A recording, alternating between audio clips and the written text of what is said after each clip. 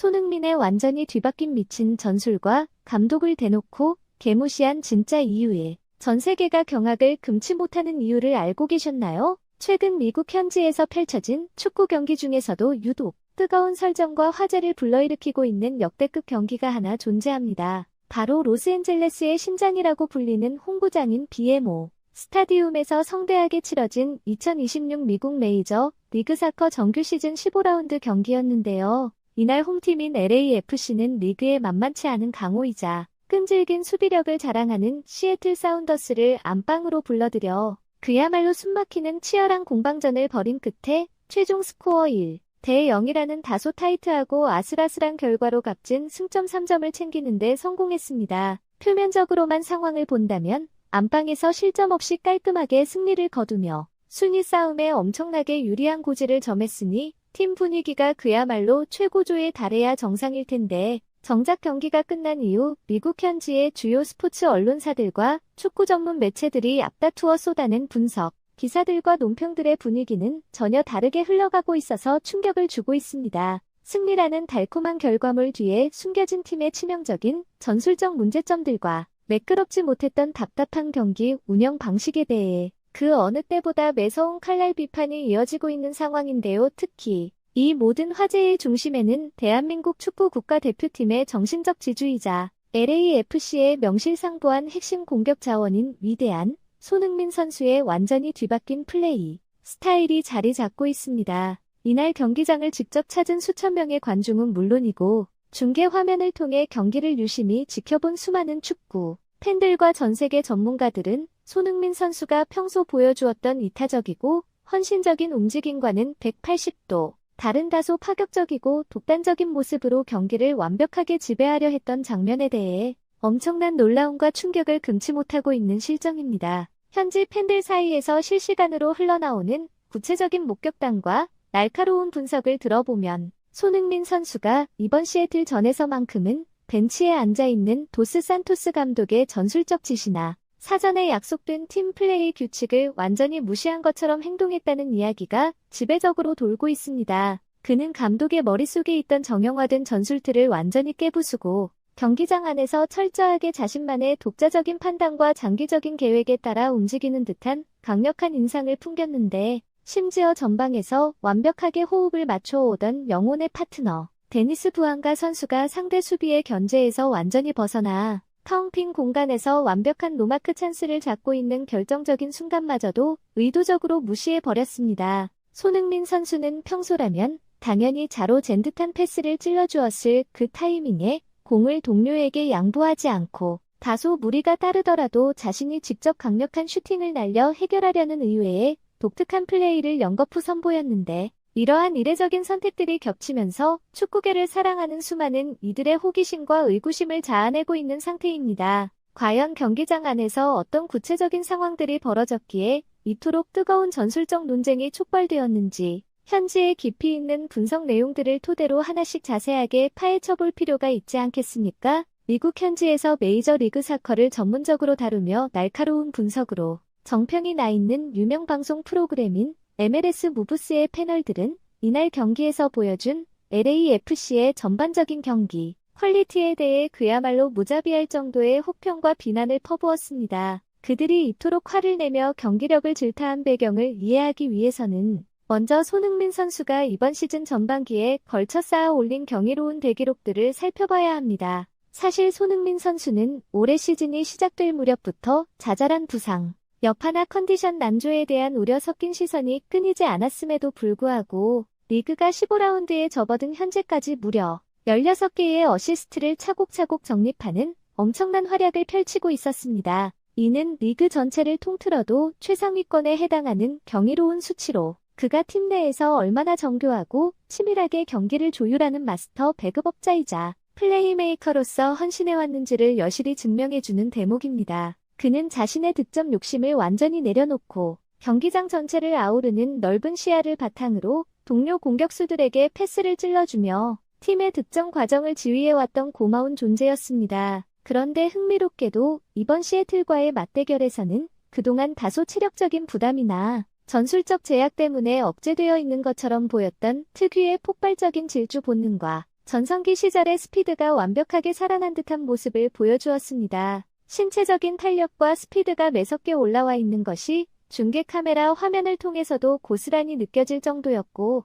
상대 수비진의 뒷공간을 향해 거침없이 돌진하는 그의 움직임은 그 어떤 경기보다도 위협적이고 치명적이었습니다. 하지만 이처럼 선수의 개인 컨디션이 최상의 상태로 회복되어 펄펄 날아다니고 있었음에도 불구하고 그를 보좌해야 할 팀 동료들의 패스 지원이나 전술적인 조력 수준은 그야말로 눈을 뜨고 보아주기 힘들 정도로 형편없었습니다. 공격 진영을 이끄는 전방의 3톱 구성을 세부적으로 뜯어보면 손흥민 선수의 가장 강력한 파트너인 데니스 부앙가 선수는 상대 수비수 2명에게 완벽하게 에워싸이는 더블팀, 수비에 가로막혀 패스를 원활하게 이어받을 수 있는 진입로를 전혀 찾지 못하는 답답한 흐름 속에 갇혀 있었습니다. 반면에 상대적으로 수비의 견제가 헐거웠던 다비드 마르티네스 선수는 넓은 공간을 자유롭게 활용하며 자신이 원하는 대로 드리블을 치고 개인 전술을 펼칠 수 있는 여유를 누렸는데, 이 때문에 얼핏 보기에는 마르티네스 선수의 경기력이 유독 돋보이고 훌륭해 보이는 일종의 착시 현상이 일어나기도 했습니다. 그러나 실질적으로 가장 위협적인 위치에서 날카로운 한 방으로 골문을 타격해야 하는 손흥민 선수에게는 상대의 집중 견제를 뚫어낼 수 있는 유기적인 패스 공급이나 양질의 크로스가 단 한 차례도 제대로 배달되지 않는 최악의 고립 상태가 경기 내내 이어졌던 것입니다. 이런 상황에서 팀을 승리로 이끌기 위해 고군분투한 손흥민 선수의 클래스가 더욱 빛날 수밖에 없습니다. 상황이 이렇다 보니 일부 겉핥기식 분석을 내놓는 무지한 축구 평론가들이나 일부 악의적인 안티 세력들은 손흥민 선수가 이번 경기에서 무려 7차례나 슈팅을 시도했음에도 불구하고 단 한 골도 성공시키지 못했다는 눈앞의 결과물만을 문제 삼으며 그의 기량과 가치를 억지로 깎아내리려는 악의적인 내려치기를 시도하고 있습니다. 하지만 미국 현지의 정통 축구 매체들과 전술 변화를 심도 있게 들여다볼 줄 아는 진짜 전문가들의 시각은 이와 완전히 정반대입니다. 그들은 오히려 손흥민 선수가 시애틀을 상대로 보여준 과감한 도전, 정신과 플레이의 질적 측면에 대해 아낌없는 극찬과 존경을 표하고 있는데, 그 이유는 손흥민 선수가 슈팅을 시도해야 했던 개별적인 순간들이 정상적인 축구 전술의 범주에서는 도저히 골로 연결하기가 불가능에 가까울 정도로 난이도가 극심하게 높았던 상황임을 정확하게 인지하고 있기 때문입니다. 전문가들의 데이터 분석에 따르면 손흥민 선수가 이날 경기에서 기록한 총 7번의 슈팅 숫자는 앞선 경기들에서 기껏해야 한두 번의 슈팅에 그치거나 혹은 패스에 집중하느라 슈팅을 거의 가져가지 못했던 패턴과 비교했을 때 엄청난 수치적 반전을 보여주는 대목입니다. 이처럼 압도적인 슈팅 빈도를 가져가며 공격성을 드러낸 것은 명백한 사실이지만 실질적으로 7번의 슈팅 기회 중에서 상대방의 가장 위험한 지역인 페널티 박스 안쪽에서 동료의 패스를 정상적으로 연결받아 슈팅으로 이어간 경우는 고작 2번에 불과했습니다. 더욱 충격적인 사실은 그 2차례의 기회마저도 손흥민 선수의 발밑에 안정적이고 부득이 공에 안착하여 편안하게 정조준 슈팅을 때릴 수 있는 정상적인 찬스가 결코 아니었다는 점입니다. 첫 번째로 페널티 박스 안에서 공이 연결되었던 장면을 정밀하게 복기해보면 측면에서 날아온 크로스는 손흥민 선수가 가장 선호하는 발밑 공간이 아니라 그의 머리를 겨냥해 높게 뜬 최악의 낙하 지점으로 배달되었습니다. 이는 손흥민이라는 세계적인 클래스의 공격수가 가진 전술적 장점과 고유의 메커니즘을 완전히 무시한 처사이며 현대 프로축구 무대에서는 도저히 용납될 수 없는 수준 이하의 형편없는 판단이자 퀄리티가 현저히 떨어지는 패스였다는 강한 비판을 면치 못하고 있습니다. 다들 잘 아시다시피 대한민국이 낳은 세계 최고의 축구 영웅 손흥민 선수는 오른발과 왼발을 가리지 않고 양발을 자유자재로 구사하며 페널티 박스 안팎의 그 어떤 각도나 척박한 위치에서도 치명적인 가마차기나 강력한 다이렉트 슈팅으로 골망을 가를 수 있는 전 세계 최고 클래스의 마무리 능력을 보유한 선수입니다. 이처럼 선수가 가진 독보적인 장점과 무기를 살려주기는커녕 오히려 선수가 상대적으로 신체적 우위를 점하기 힘든 고공 포스트 플레이나 헤더, 경합 방식으로 투박하게 공을 던져놓고서는 골을 넣지 못했다고 선수를 타박하는 것은 축구라는 스포츠의 기본적인 전술, 구조를 전혀 이해하지 못하는 비전문가들의 무지몽매한 헛소리에 불과하다는 지적입니다. 이와 관련하여 축구 전문가들은 과거 잉글랜드, 프리미어리그 토트넘 호스퍼 시절에 엔제 포스테코글루 감독이 보여주었던 전술적 통찰력을 다시금 떠올리며 현재 LAFC의 한심한 상황과 극명하게 비교하고 있습니다. 당시 토트넘 호스퍼의 엔제 포스테코글루 감독은 팀의 주포였던 해리 케인이 독일 분데스리가 바이에른 뮌헨으로 전격 이적하게 되자 측면 윙어였던 손흥민 선수를 과감하게 최전방 원톱 스트라이커로 기용하는 전술적 대변역을 시도한 바 있습니다. 그때 포스테코글루 감독은 언론 인터뷰를 통해 손흥민 선수가 가진 원톱 공격수로서의 확실한 장점과 구체적인 활용법을 공개적으로 언급하며 전술의 핵심을 짚어주었는데요. 그는 좌우 측면 지역에서 골문 앞을 향해 크로스를 올릴 때 절대로 공을 높게 띄우지 말고 반드시 수비진의 키를 넘겨 선수의 허리 아래쪽을 겨냥해 놨고 매섭게 깔아 차는 빠른 속도의 원터치 크로스를 배달해야만 손흥민의 가치가 극대화된다고 설명했습니다. 손흥민 선수는 문전에서의 차가운 침착함과 골 결정력이 타의 추종을 불허하는 수준인데다가 순간적으로 수비 라인을 무너뜨리고 침투하는 폭발적인 가속도가 최대 무기인 선수이기 때문에 역습이나 빠른 공격 전개 상황에서 그의 발밑을 정확하게 관통하는 낮고 빠른 패스가 공급되어야만 논스톱 슈팅으로 손쉽게 득점을 사냥할 수 있다는 명확한 논리였습니다. 하지만 현재 소속팀인 LAFC에서는 이러한 유기적이고 섬세한 전술적 패스 지원이 거의 전무하다시피 한 실정입니다. 경기 중 두 번째로 손흥민 선수에게 페널티 박스 안으로 패스가 투입되었던 장면.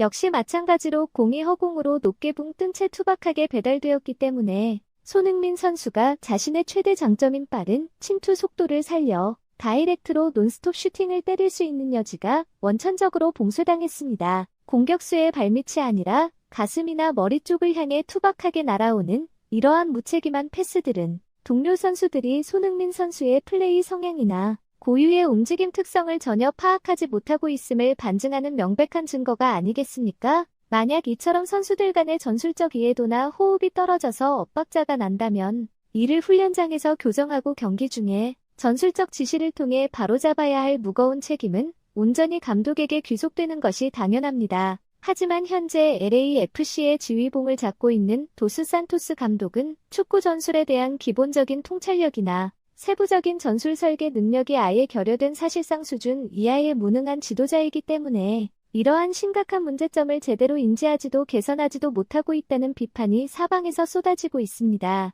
그럼에도 불구하고 위대한 우리의 손흥민 선수는 동료들의 조잡한 패스, 배달과 감독의 무책임한 전술적 방치 속에서 결코 좌절하거나 동료들을 향해 불만을 터뜨리지 않았습니다. 오히려 그는 이번 시애틀전에서 탑인이 도움에 기대지 않고 오롯이 자신의 위대한 개인 기량과 폭발적인 돌파력으로 어떻게든 골문을 열어젖히겠다는 강력한 도끼와 국가대표, 주장으로서의 의지를 피치 위에서 고스란히 뿜어냈습니다. 팀의 체계적인 전술적 조력이 완전히 마비된 상태다 보니 그가 경기 중 시도했던 총 7번의 슈팅 중에서 무려 5번이 페널티 박스, 바깥 먼 거리에서 고독하게 때린 중거리 슛이거나 혹은 자신의 슈팅 각도를 차단하기 위해 상대 수비벽이 최소 2명 이상 촘촘하게 버티고 서 있는 최악의 저항 상황 속에서 억지로 타이밍을 빼서 짜내어진 눈물겨운 시도들이었습니다. 현대 축구의 고도화된 데이터 분석 기법인 기대 득점값, 즉 XG 수치로 이 슈팅들을 계량해보면 고작 0.03에서 0.05 수준에 머물렀던 것으로 밝혀져 충격을 더하고 있습니다. 이 차가운 숫자가 의미하는 바는 전 세계의 수많은 프로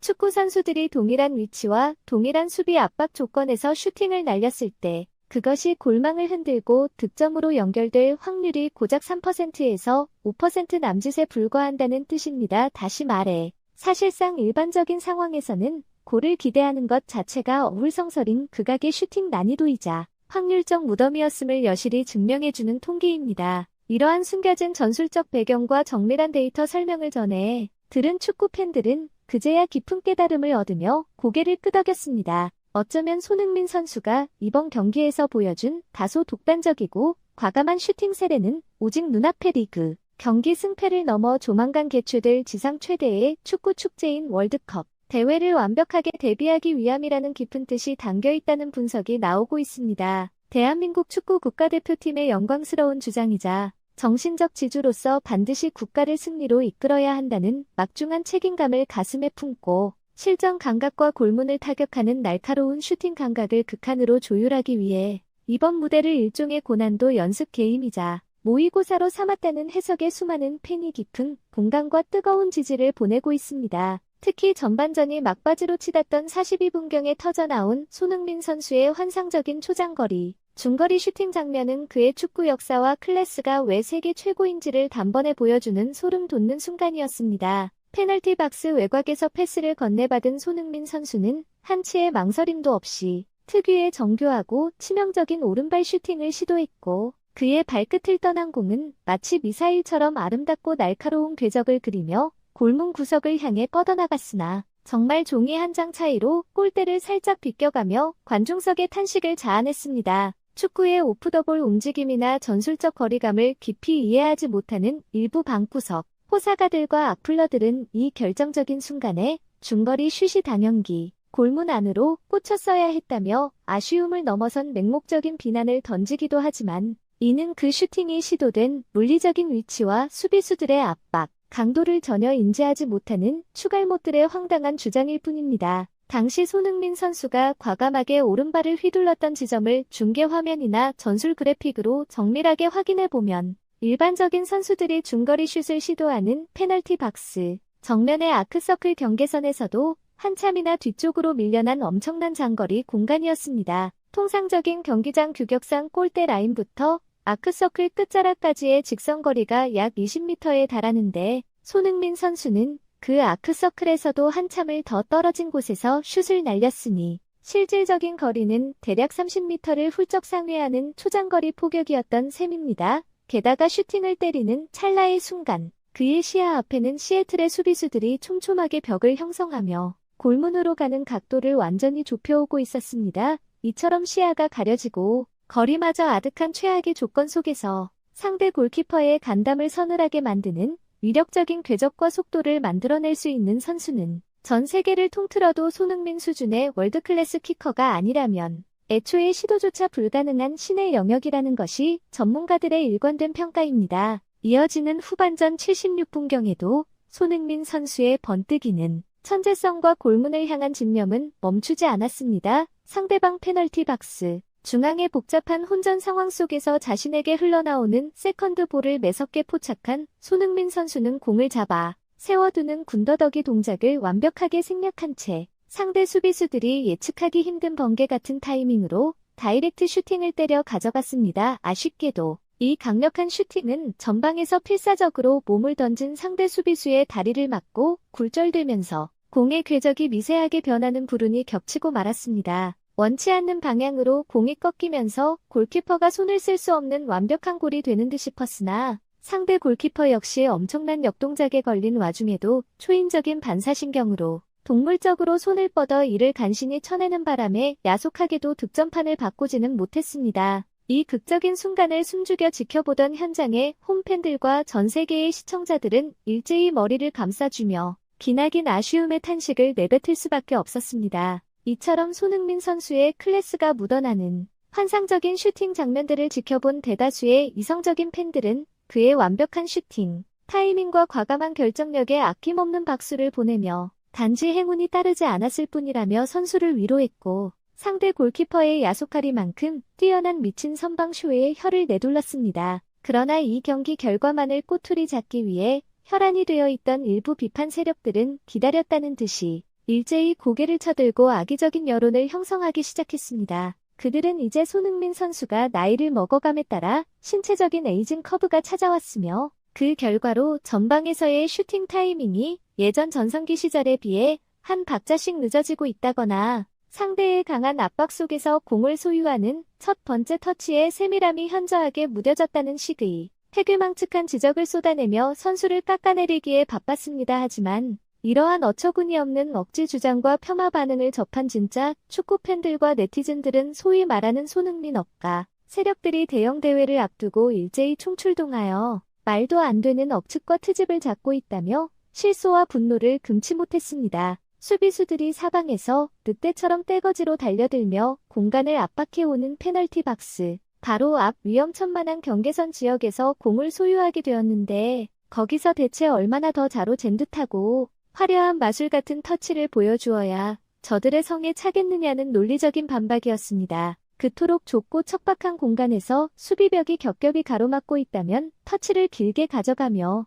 템포를 줄이기보다는 찰나의 순간 타이밍을 빼앗아 과감하게 논스톱이나 원터치로 슈팅을 날리는 것이 공격수로서 행할 수 있는 최선의 정답인데 축구의 전술적 메커니즘을 쥐뿔도 모르는 방구석 전문가들은 무조건 공이 골망을 흔들지 못했다는 결과론적인 단편적 잣대만을 무식하게 들이대며 선수의 일거수일투족을 잘못으로 몰아가고 있다는 일침이었습니다. 여기서 우리가 이번 시애틀전에서 가장 깊이 있게 들여다보고 현미경 분석을 진행해야 할 핵심 포인트는 단순히 손흥민 선수의 개인적인 볼 터치 질이나 개별 슈팅의 성공 여부가 결코 아닙니다. 오히려 경기 도중 특정 상황에서 발생한 그의 심리적인 대변화와 전술적 행동에 숨겨진 깊은 의도를 파악하는 것이 무엇보다 중요한데요. 당시 중계 화면에 잡힌 결정적인 순간을 복기해보면 LAFC의 또 다른 핵심 에이스 자원이자 날카로운 공격수인 데니스 부안가 선수가 경기장 왼쪽 측면 공간에서 그 어떤 시애틀 수비수의 견제나 마크도 받지 않는 완벽하게 탁 트인 노마크 상태로 완전히 열려있는 장면이 포착되었습니다.